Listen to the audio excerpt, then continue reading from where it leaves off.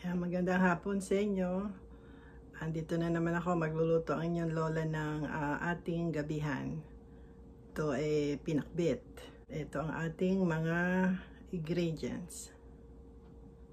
Kung ano lang yung meron ako. So meron akong sitaw, ampalaya, talong, hahaluan natin ng hipon, at ito, sibuyas, kamatis, bawang, at luya, at sili. Tapos meron akong nalabing pork belly.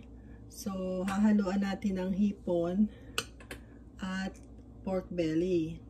Sayang naman eh, so kaya idagdag na natin para mas lalong malasa. Yan. So ayan ka, samahan niyo ako at iluluto na natin ang ating pinakbet. Kung ito lang ang aking mga gulay na masasabi kong paborito dito sa bahay. Hindi masyado sa kalabasa. Wala naman akong nabiling okra, kaya kulang din. Pero pwede na yan. O sige, ayan, nagsaing na tayo. At ngayon pala eh alas 3. So bali pang gabihan na natin to. Ayan. Lagyan na natin ng mantika ang ating kuwali at umpisahan na natin. Buksan na natin yung kalan. Ayan. Lagyan na natin ng mantika.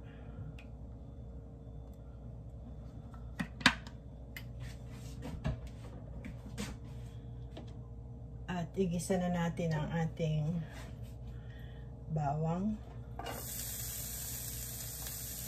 Hindi na rin natin pagsabayin ng sibuyas.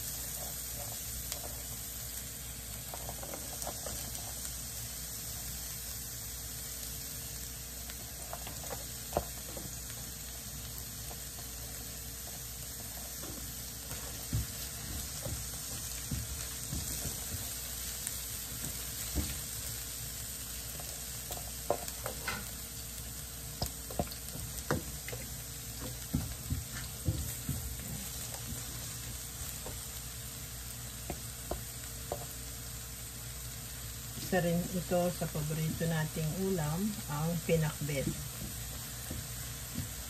Sabi nga pwedeng pinakbet Tagalog. Simple lang.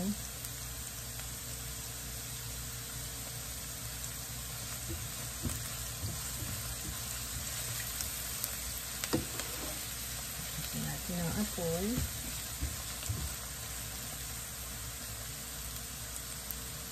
Nagsaing na rin ako para maya maya pag dumating yung aking anak, tayo ay maggagabihan na. Lagay na rin natin yung luya.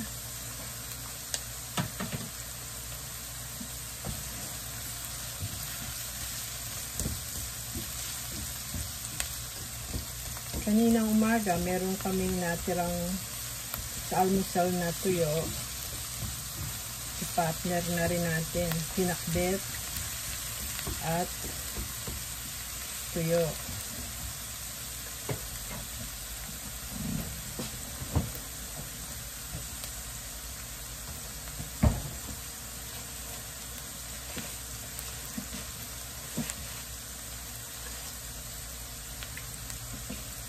Yan.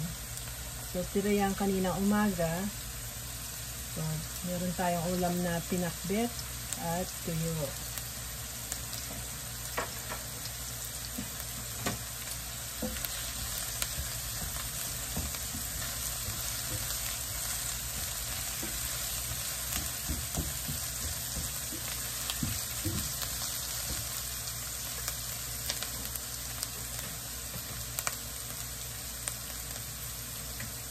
Lagay na rin natin ang kamatis.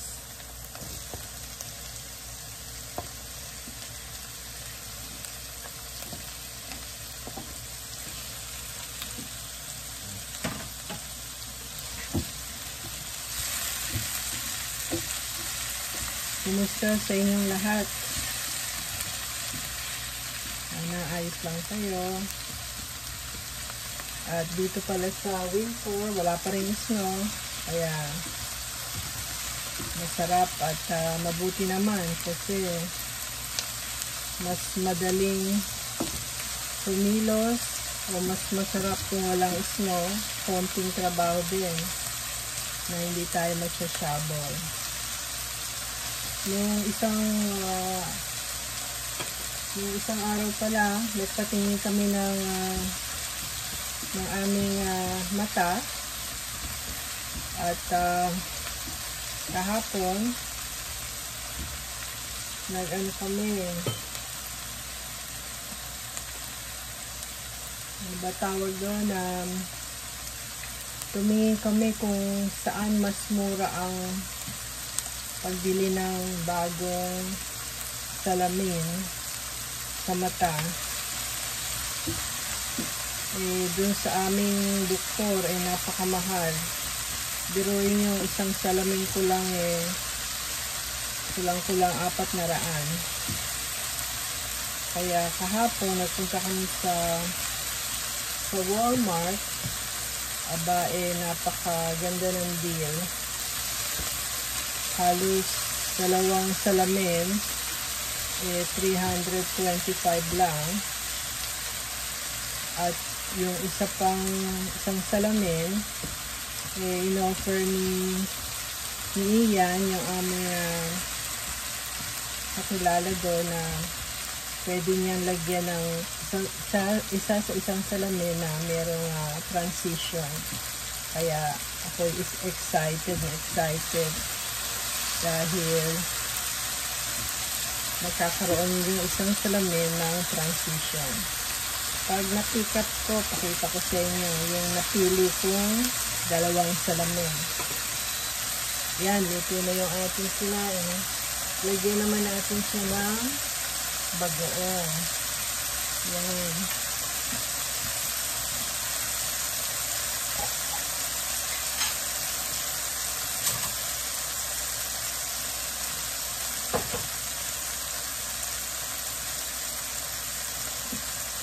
Masarap na bagoong to, Bali Fiesta. Lagyan natin ng mga 2 kutsara. Yan.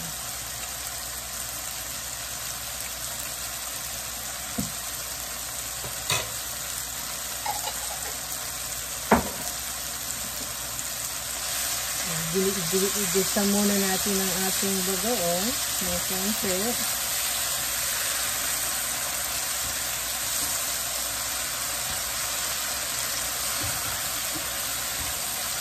Napakadali lang yung lutuin at mura pa.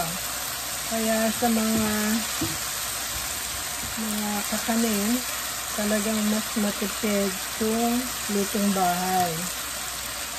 Sa akin naman walang problema. Nasa bahay lang tayo. Kung mga tayo ay singot na, okay lang na magluto tayo.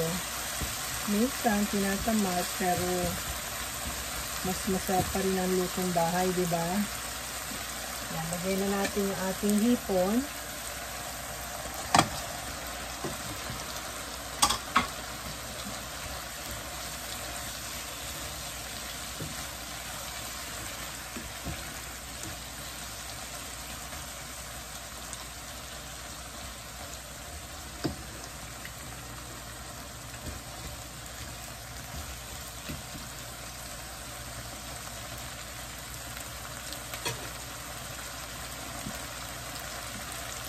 Tapos lagyan natin ng konting asin lang kasi maalat na yung bagoong. Konti lang. Ayan, konti lang. Konting paminta. Madali namang magdagdag kung kinakailangan. Basta umpisa muna, konti lang.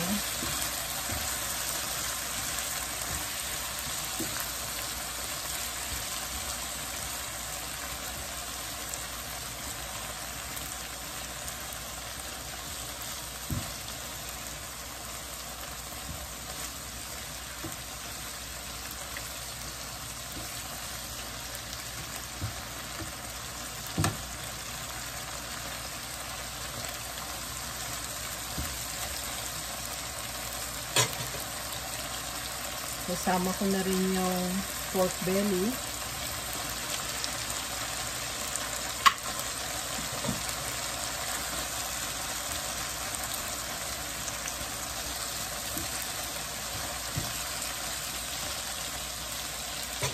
At ilagay na natin ang ating mga gulay.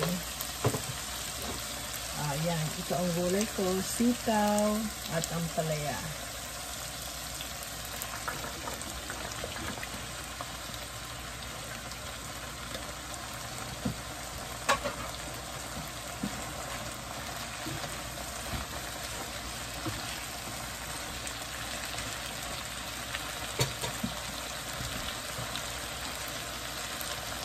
Bigyan natin ng konting tubig lang.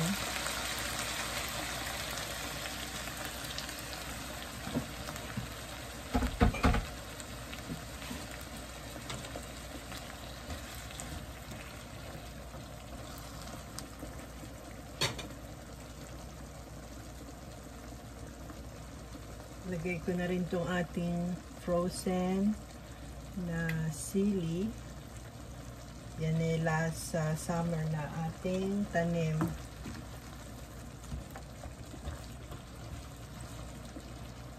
Yan.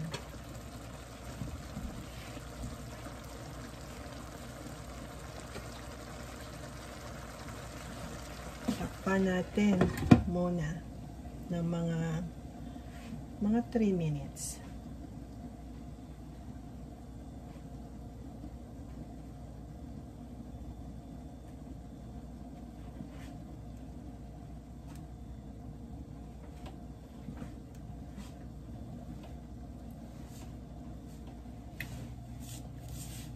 Habang nagluluto, pahid-pahid ng mga talsik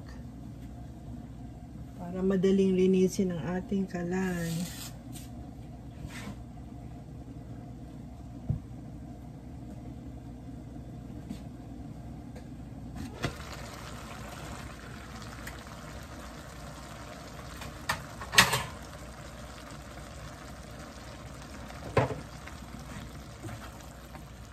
Haluin natin.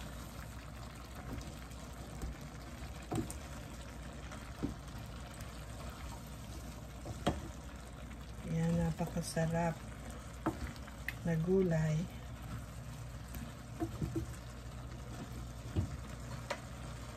Pwede ko na rin siyang tikman kung tama na sa alat.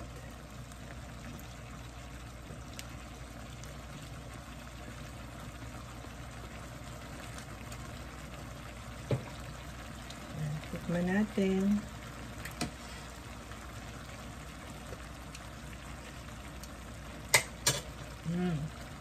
Tama na. Hindi na natin kailangan dagdagan ng asin. Hindi naman masarap yung masyadong maalat. At bawal din sa atin yun. So, tabi na natin to. Hindi na natin siya kailangan.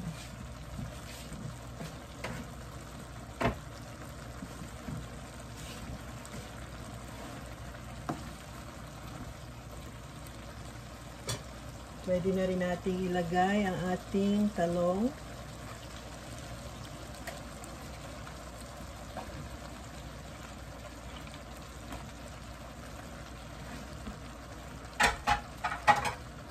At ang ating green onion.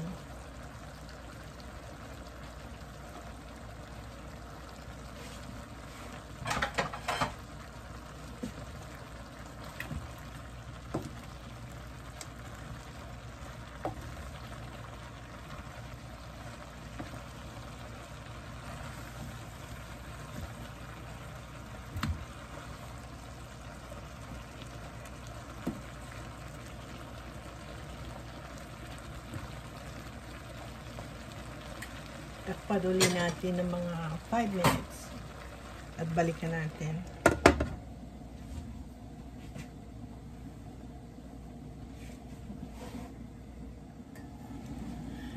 Buksan na natin.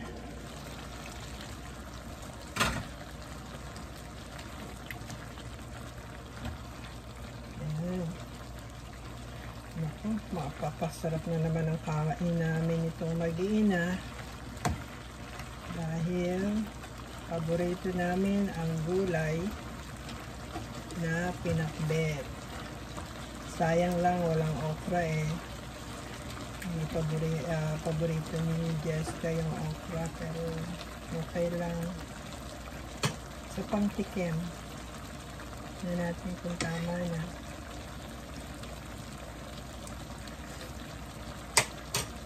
Ayan, napakasarap. Hindi siya maalat, medyo may konting anghang. Ayan. Tignan natin kung luto na yung gulay.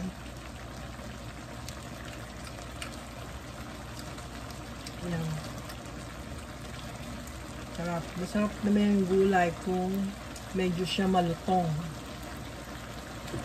So, tama na yan. Hindi na natin siya lulutuin ng todo yung sitaw